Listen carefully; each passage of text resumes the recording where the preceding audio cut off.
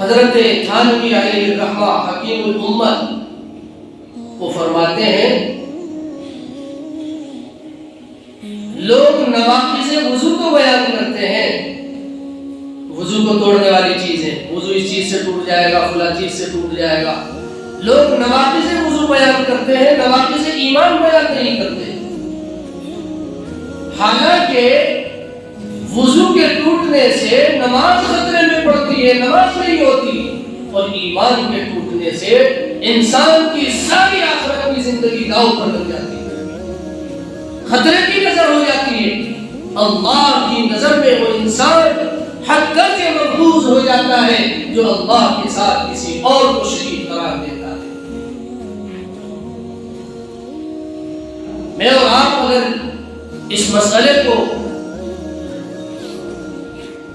سمجھتے تو ہم جو ہے خود بھی جو ہے شرک یا عقائد سے بچتے، اپنی نسلوں کو بچاتے.